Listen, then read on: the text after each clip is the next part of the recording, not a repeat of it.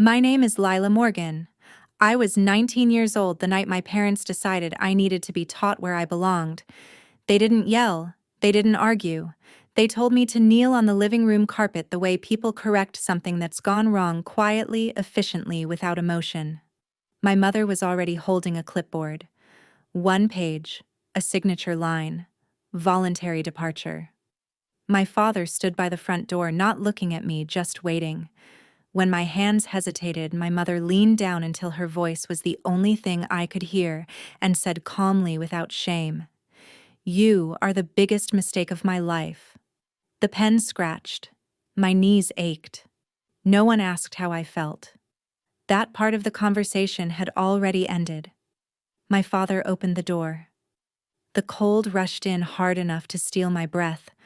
When I stepped outside, he locked it behind me and stayed visible through the glass just long enough to make sure I understood. Then he turned his back. The Montana wind cut through my coat. Snow struck my face like grit. I didn't cry. I couldn't. I felt stunned, hollowed out, already fading.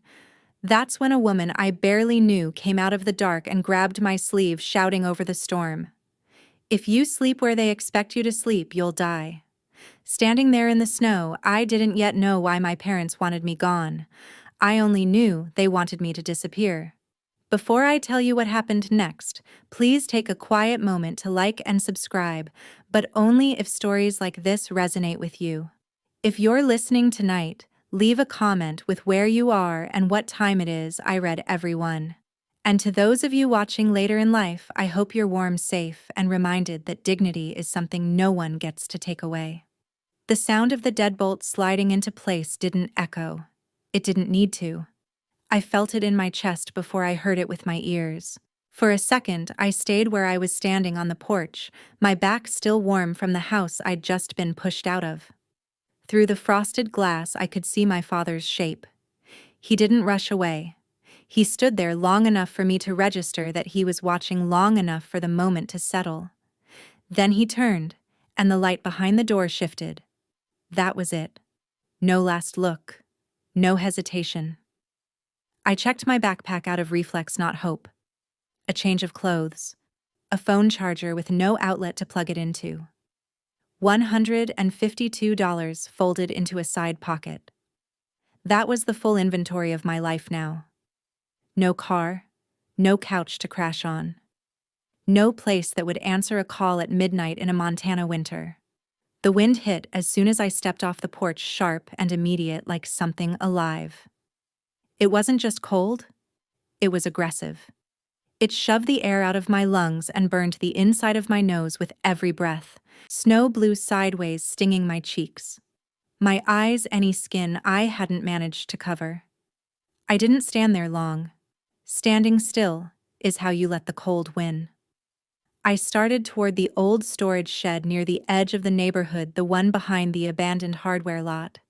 I'd slept there before, during fights that lasted longer than a night, during stretches when it was easier to disappear than explain myself. It wasn't safe, but it was familiar. Familiar had always counted for something in my family. I was halfway down the block when a hand clamped around my wrist. My first instinct wasn't fear. It was irritation, sharp, flaring, until I turned and saw her. The woman who slept near the bus stop, wrapped in layers of coats that didn't match. Her hair was gray and wild beneath a knit cap. Her grip was stronger than it looked. She didn't ask for money. She didn't apologize. Her eyes were wide, focused, locked on mine, like she was trying to transmit something urgent before the wind stole her voice. "Don't," she said. Just that. Then louder, closer, her breath clouding between us. "If you sleep where they expect you to sleep tonight, you'll die." The word landed wrong. Too heavy. Too certain. I pulled my arm back, not hard, just enough to create space. She didn't follow. She didn't plead. She just watched me. Her expression tight with something that looked like fear on my behalf. That was what unsettled me most. I didn't ask her name. I didn't ask how she knew. The wind answered for her, howling down the street, forcing me to turn my face away. When I looked back, she was already stepping into the shadows, shaking her head once like she'd done what she could. I didn't run. Running wastes heat. Panic burns energy you don't get back. I put one boot in front of the other and walked slow and deliberate, counting my breaths, keeping my jaw unclenched so my teeth wouldn't chatter. Every step was a negotiation between speed and survival. The cold felt personal now. It pressed against my ribs, my thighs, my fingers testing for weak spots. My eyelashes stiffened. My scarf froze damp against my mouth. The wind didn't sound like weather anymore. It sounded like an assault. I didn't look back at the house. There was nothing there that would open for me. The motel sat just off the highway, its sign flickering unevenly against the snow like it was struggling to stay awake. One letter was burned out. The parking lot was half buried in gray slush tire tracks frozen in place. Inside, the air smelled of old smoke and industrial cleaner sharp enough to sting my nose. The clerk didn't ask my name. He didn't ask why I was alone. He didn't ask why my hands were shaking as I slid $47 across the counter. He took the cash, pushed a plastic key toward me, and went back to his phone. The transaction was clean, quick, and completely indifferent. I realized then that indifference could feel almost merciful. The room was worse. The heater rattled when I turned it on, coughing out air that smelled like burning dust. The carpet was thin and damp near the door. I sat on the edge of the bed, still wearing my coat backpack between my feet, and waited for the moment I'd been told my whole life would come, when everything finally fell apart. This was supposed to be it. The breaking point. The sobbing. The collapse. The grief. It never arrived. My eyes stayed dry. My chest stayed tight but controlled. I stared at the peeling wallpaper and listened to the heater fight the cold, and all I felt was a strange, hollow quiet, like something essential had already drained out of me before I realized it was gone.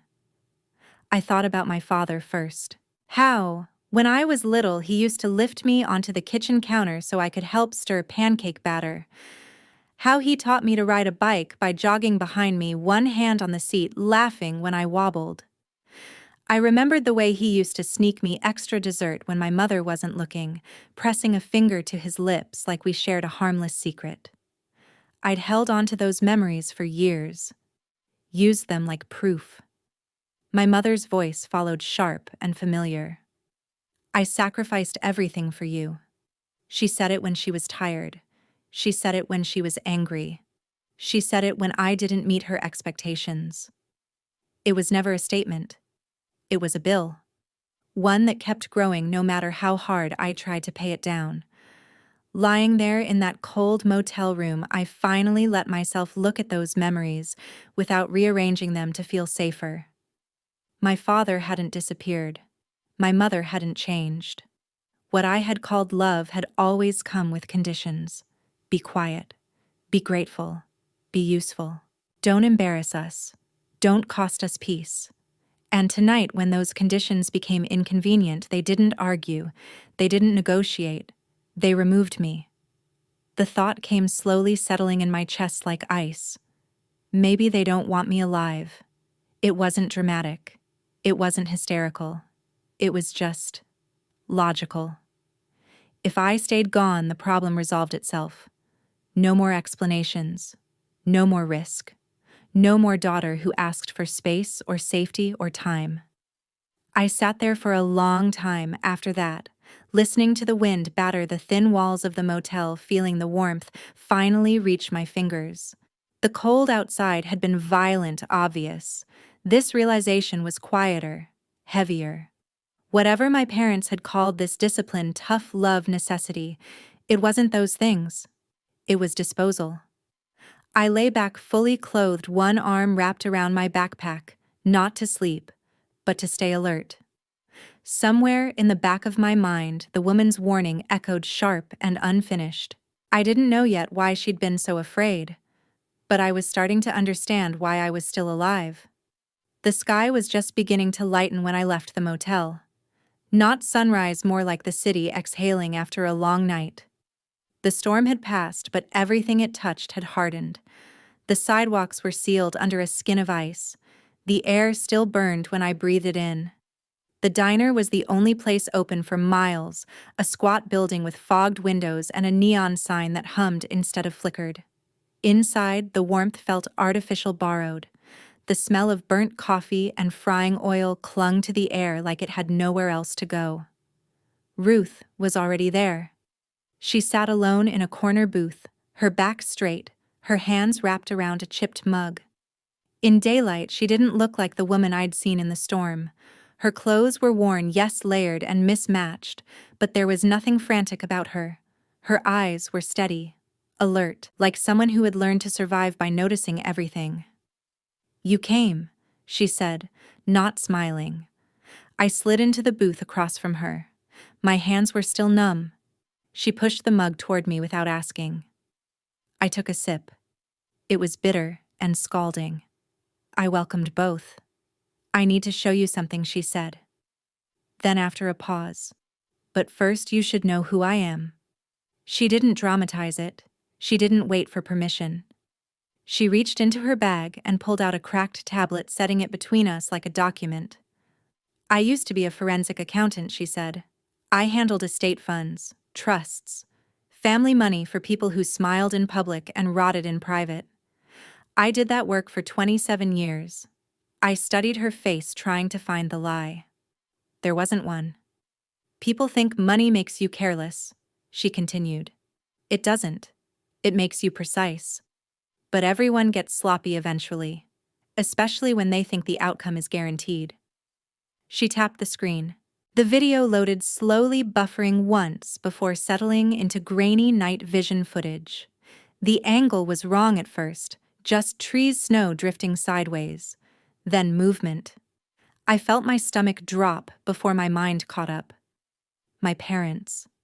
Daniel and Patricia stepped into the frame from opposite sides, bundled in heavy coats. They didn't call my name. They didn't scan the area. They went straight to the cabin. The place I would have gone. Daniel circled the structure while Patricia worked the door. They didn't knock. They didn't hesitate. They moved with purpose, like they'd rehearsed this part already. Patricia pressed plywood against the entrance. Daniel followed with nails hammering through gloves stiff with cold. They sealed it shut. Methodically. Completely. I watched them check the window. Boarded. Daniel tested the door once, twice, then nodded. Patricia didn't look relieved. She looked focused. Finished. No searching. No panic. No hesitation. They turned and walked away. The video ended. The tablet went dark. I realized I'd been holding my breath. "If you'd gone there," Ruth said quietly, "you wouldn't have had airflow. The temperature dropped another 10 degrees after midnight. You would have fallen asleep, and you wouldn't have woken up." I stared at the blank screen, my reflection faint in the glass. My parents hadn't been afraid for me. They hadn't been trying to scare me into obedience or teach me a lesson. They'd been making sure. That wasn't fear. Ruth said, her voice steady, certain. That was intent. Something cold and sharp spread through my chest. Not panic, not grief. Recognition. The last illusion I'd been holding on to finally gave way. They hadn't thrown me out to survive on my own. They had thrown me out so I wouldn't come back. We sat there long after the video ended, the diner slowly filling with the sounds of morning silverware, clinking boots, stomping snow off at the door, a radio murmuring weather updates no one wanted to hear. I barely noticed any of it. My focus stayed locked on the cracked tablet between us, even though the screen was black now. Ruth was the one who broke the silence. "You turned 19 last week," she said, not as a question. I nodded. The word birthday felt wrong in my mouth. Like something from another life.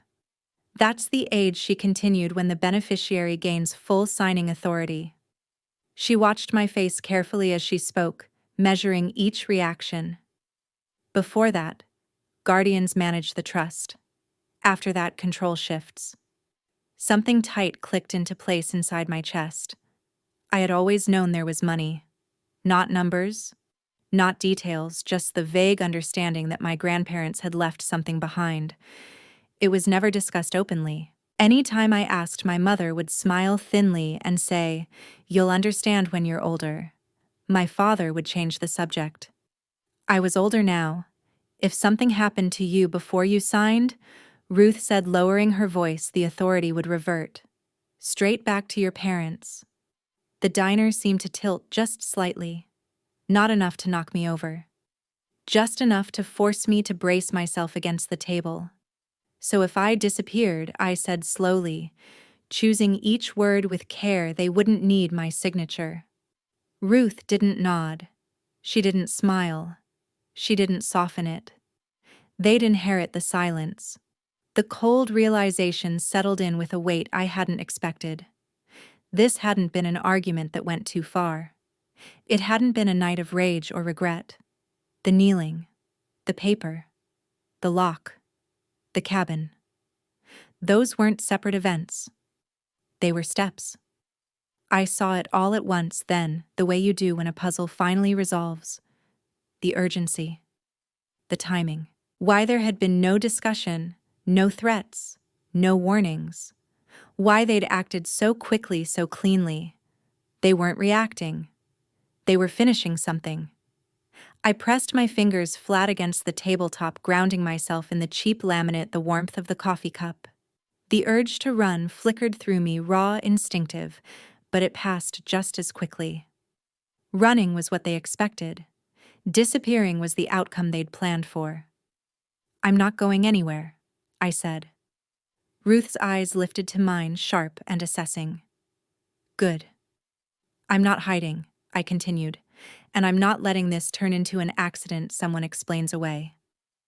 I thought about the house, the calm efficiency, my father's face behind the glass, my mother's voice steady and certain. They hadn't looked afraid. They hadn't looked angry. They had looked resolved. "If I run," I said more to myself than to her, "they win without lifting another finger." Ruth leaned back slightly as if satisfied. "Then you understand what kind of fight this is?" I did. This wasn't about survival anymore. Not just survival. It was about timing, documentation, witnesses. It was about paper trails and intent, and making sure the truth arrived somewhere. It couldn't be buried under snow or silence. "We go to the police," I said. "And then we go to the bank." Ruth's mouth curved just barely, not a smile, an acknowledgement. "Good," she said. "Because once money is involved, people stop pretending." I looked down at my hands. They were steady. That surprised me most of all. Whatever fear I'd had left was already calcifying into something else, clearer, colder, and far more dangerous to the people who had tried to erase me. I wasn't running. I was staying exactly where the truth could find me. The police station smelled like stale coffee and disinfectant, the kind of place where time pooled instead of moving forward. The fluorescent lights buzzed softly overhead. It was late morning now, but the night still clung to me, heavy and unshaken. Officer Ben Holloway took our statement at a narrow desk near the back. He was in his 40s, broad-shouldered with tired eyes, and a posture that suggested he'd heard too many versions of the same story. He listened without interrupting as I explained what had happened, nodding occasionally, his pen moving in short, efficient strokes. When I finished, he leaned back in his chair and exhaled slowly. "Family situations can get heated," he said, "especially around milestones. People say things they don't mean. Things escalate. A misunderstanding." The word settled between us like something already decided. Ruth didn't react. She just slid the tablet across the desk. "Before you frame it," she said evenly, "you should watch this." Holloway glanced at the screen, then at me, then back again. He hesitated for a fraction of a second before pressing play. The night vision footage filled the tablet. The grainy black and white images made everything look distant, unreal, until my parents stepped into view. Holloway leaned forward, elbows on the desk, his jaw tightening almost imperceptibly as the video played. He didn't say anything while Daniel circled the cabin. He didn't blink when Patricia began sealing the door. He stopped writing entirely when they checked the windows. When the video ended, the room felt quieter than before. Holloway leaned back again, rubbing a hand over his mouth. The pen stayed on the desk.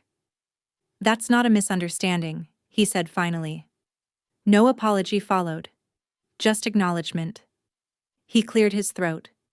"This establishes intent to endanger," he continued. "Possibly worse. But here's the problem." He looked at me then directly. "The footage shows both of them there, but only one actively sealing the structure. Without more, we don't have enough to arrest your mother. We can question her. We can open an investigation, but an immediate arrest, not yet." I nodded, even though something tight twisted in my stomach. The law moved carefully, methodically. It needed certainty, thresholds, procedures. It needed time. The people who wanted me gone hadn't needed any of that. Walking out of the station, I felt the weight of that difference settle in. The cold outside was nothing compared to it. The truth was clear. The danger was documented. And still nothing had stopped them yet. "They're not done," Ruth said quietly as we crossed the parking lot. I looked at her. "How do you know?" "Because their plan failed," she replied. "And people like that don't retreat. They escalate." We sat in silence in her car for a moment, the engine idling. I thought about my parents finding out the police were involved. About the realization that I was still alive, still present, still capable of signing my name. The thought made my chest tighten. "What do they do next?" I asked. Ruth didn't answer right away. She watched a patrol car pull out onto the road, its tires crunching over ice. "They try to control the story," she said finally. "They isolate you, discredit you, make sure that when you speak, no one listens." I understood then that the danger hadn't passed. It had only changed shape. The law was moving but slowly, and malice, I was learning, rarely waited its turn. The first sign came through my phone. It buzzed once, then again, vibrating against the plastic table in the diner where Ruth and I had stopped to regroup. I ignored it at first. After the police station, my nerves felt stretched thin, every sound too loud, every movement too sharp. But when the buzzing didn't stop, I picked it up. A message from a former classmate. "Are you okay?" Another seconds later. "Is what your mom posted true?" I opened Facebook. My mother's post sat at the top of my feed, long and carefully written, tagged with my name. She'd chosen the tone perfectly, concerned, restrained, almost sorrowful. "We are desperately trying to locate our daughter Lila. She has been struggling with severe mental health issues and recently left home in a state of distress. We are worried drugs may be involved. If you see her, please do not approach her directly. Contact us immediately so we can get her the help she needs." There were comments already. Prayers, heart emojis, offers to help. People I'd grown up with thanking my mother for being so brave. My stomach dropped. She hadn't called the police. She hadn't reported me missing. She'd gone straight to the court of public opinion and handed them a version of me that sounded dangerous, unstable, unreliable. Someone no one should trust. My phone buzzed again. "Campus services notification. Your student account has been temporarily restricted pending verification." I logged into the university portal. Or tried to. Access denied. My meal plan frozen. My housing inquiry locked. When I checked my tuition balance, a red banner flashed across the screen. "Payment overdue." "They cut you off?" Ruth said, already reading my face. "They blocked my tuition," I whispered. "I can't even log in." "That's the point," she replied. "They want you panicking." The messages kept coming. Friends asking if I was safe, others going quiet entirely. One girl I'd studied with sent a single line. "My mom says I shouldn't get involved." The isolation was immediate and suffocating.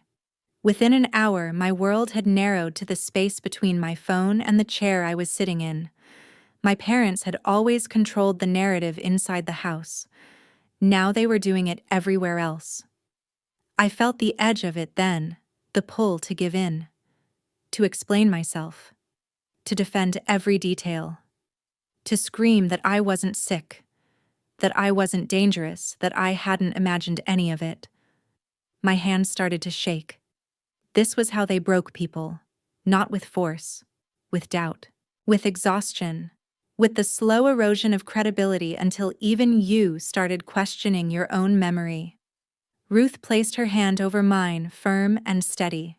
"Stop," she said. I looked up at her, my vision blurring. "They're turning everyone against me." "Yes," she said. "And that's why you don't argue with noise." She reached into her bag and pulled out a legal pad, sliding it across the table. "Paper beats panic," she said. "Always has." I stared at the blank page. Dates, times, screenshots, Ruth continued. "You document, you don't explain, you don't beg, you don't correct rumors. You build a record that doesn't care how anyone feels." I took a breath, then another. Slowly, deliberately, I began to write. The kneeling, the paper, the lock, the cabin, the video, the police report number. Each detail anchored me, pulled me back from the edge. My parents were trying to erase me socially now the same way they'd tried to erase me physically. I wasn't going to let them succeed twice. I dressed carefully that morning, not to impress anyone but to stay grounded. Clean jeans, a plain sweater, boots without salt stains. Nothing expensive, nothing sloppy. I wanted to look like what I was, someone who showed up prepared, not someone trying to prove anything. Ruth watched from the chair near the window as I pulled my hair back and checked my pockets for the third time. Phone, ID, the folded list of dates and account numbers we'd compiled the night before. "You don't need armor," she said quietly. "You need clarity." She walked beside me into the bank, not a step behind or ahead, close enough to be present, far enough to let me lead. The lobby was warm and quiet, all polished stone and muted voices. Money lived comfortably here. It always had. At the reception desk, I gave my name. "I need to speak with Nora Pierce," I said. "Regarding the Morgan Family Trust." The receptionist hesitated, then picked up the phone. A minute later, she nodded and pointed toward a glass-walled office. Nora Pierce stood when we entered. She was composed, silver hair pulled back neatly, eyes sharp without being unkind. She didn't smile. She didn't frown. She listened. "I'm the beneficiary," I said. "I turned 19 last week. I'm here to take control of the account." She didn't interrupt. She asked for my ID. I handed it over, my fingers steady. She examined it, then set it down carefully. Before she could speak again, the glass doors behind us slid open. My parents walked in.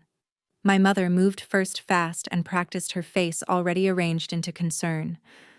"Leela," she said, rushing forward. "Oh, thank God. We've been so worried. You scared us." My father lingered behind her, eyes down, hands shoved into his coat pockets. I didn't step back. I didn't speak. My mother turned to Nora, voice trembling just enough to sound sincere. "I'm so sorry," she said. "Our daughter isn't well. She's been confused, acting impulsively. We've been trying to protect her from making decisions she'll regret." In the past, this is where I would have apologized. For the scene. For the tension. For existing in a way that complicated their story.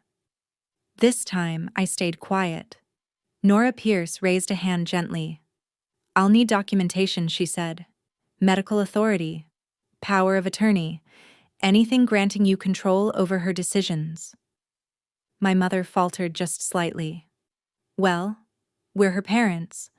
Parents don't have financial authority over adult beneficiaries," Nora replied evenly. "Not without paperwork."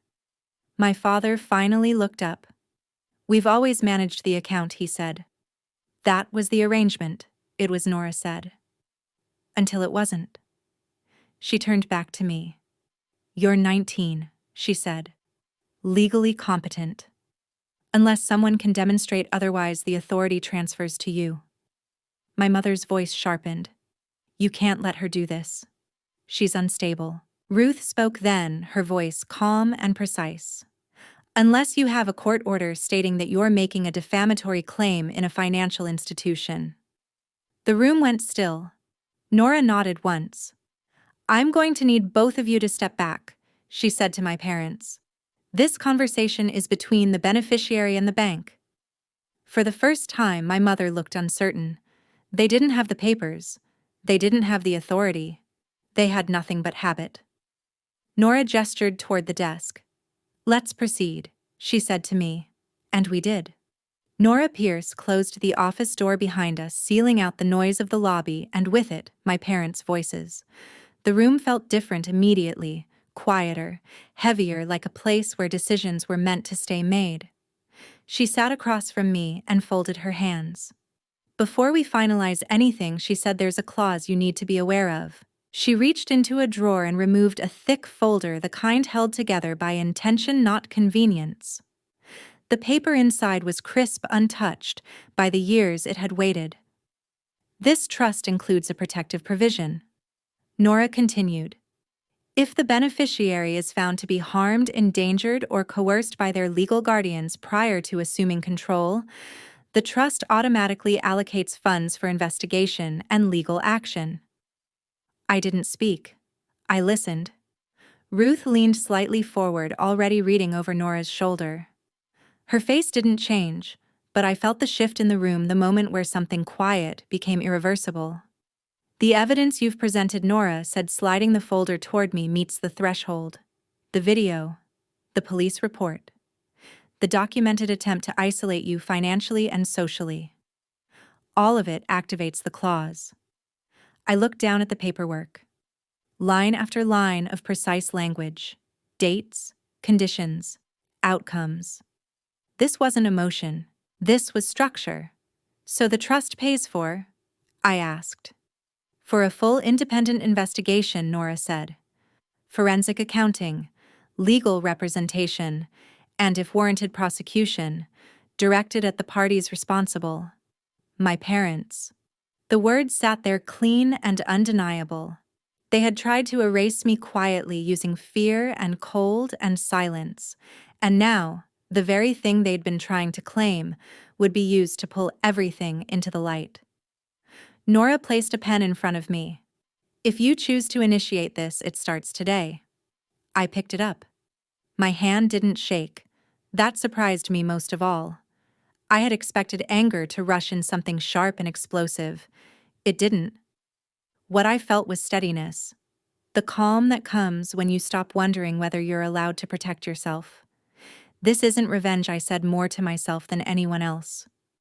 Nora nodded. It rarely is. I thought about my mother's post, my father behind the glass. The cabin door sealed shut, the careful way they'd made sure no one would hear me if I went back.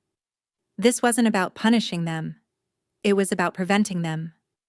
I signed. The pen moved smoothly across the page, my name forming clearly, deliberately.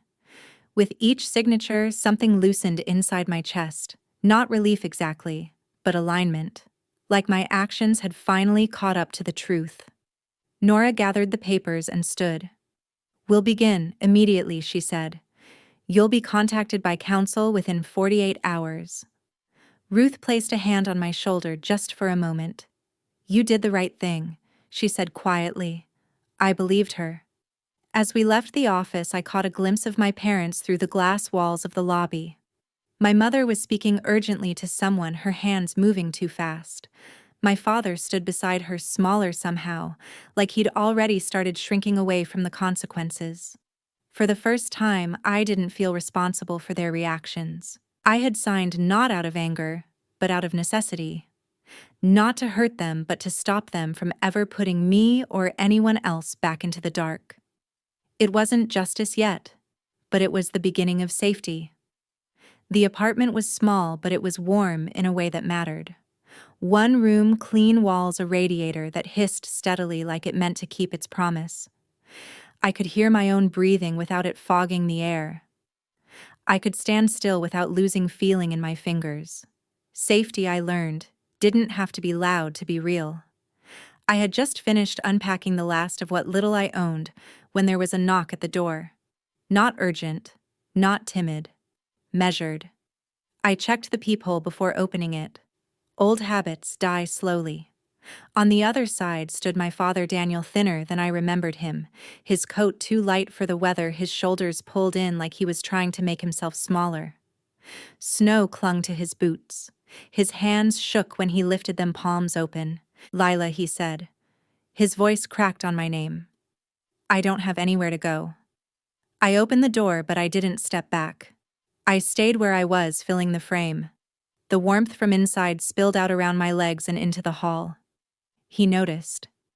His eyes flicked past me toward the light, the heat. They froze the accounts, he continued. "Your mother, she left. Took what she could. I thought maybe I could stay here. Just for the night. Once that sentence would have undone me. Once I would have rushed to explain, to fix, to carry the weight he didn't want to hold. Tonight I felt nothing like anger. Nothing like satisfaction. Just a clean, steady stillness. I looked at him and saw the full reversal laid out plainly. The one who had turned the lock was now asking for shelter. The one who had watched through the glass was now standing in the cold. "I remember the night you closed the door," I said quietly. Not accusing, just factual. "I remember where you stood." He swallowed. "I didn't know it would go this far." "You knew enough," I replied. He reached out, stopping short of touching me. "I'm your father," he said, like it was a key that still fit. "Family takes care of each other." I met his eyes. "You taught me how to survive without you." The words didn't come with heat. They didn't need to. They were simply true. For a moment he looked like he might argue, like he might plead. Then something in his face collapsed quietly inward. He nodded once the motion barely visible. "I understand," he said. I closed the door. The latch slid into place with a soft final sound. No echo. No drama. Just an ending. I leaned back against the door and listened as his footsteps moved away down the hall, growing fainter, then disappearing altogether. The building settled.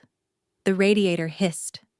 Somewhere outside, a car passed, tires crunching over slush. I walked to the window and looked out at the street. Snow still lined the curbs, but it was melting now, shrinking back from the edges. The cold was still out there. It always would be. Inside, though, it no longer owned me. For the first time since I could remember, I wasn't bracing myself against it. I wasn't waiting for the next blow, the next withdrawal of warmth.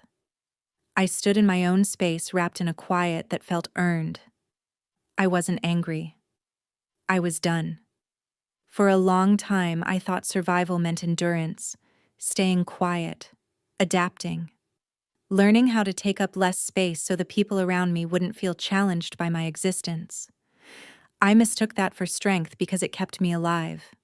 But survival, I learned, is only the beginning. What came after was harder. It was standing still when the instinct was to run. It was choosing clarity over comfort, documentation over denial. It was understanding that love that demands silence isn't love, it's control dressed up in familiarity. I didn't walk away from my family in anger. I walked away because staying would have meant agreeing that my safety was negotiable, that my worth depended on how easy I was to manage. And once you see that clearly, there's no going back, not without losing yourself. There are people who will tell you that cutting ties is cruel, that blood should outweigh harm. I used to believe that. Now I know better. Sometimes the most humane thing you can do for yourself and for them is to stop participating in the damage. I didn't win anything. I didn't come out richer in the way people imagine. What I gained was quieter and far more valuable: the ability to sleep without fear, to breathe without bracing, to live without asking permission to exist. If this story resonates with you, if you've ever had to choose your peace over a relationship that was slowly breaking you, I'd love to hear from you. Share your experience in the comments if you feel comfortable. You never know who might read it and realize they're not alone. And if you found meaning here, please consider liking the video and subscribing. It helps these stories reach the people who need them most. Thank you for listening. Truly.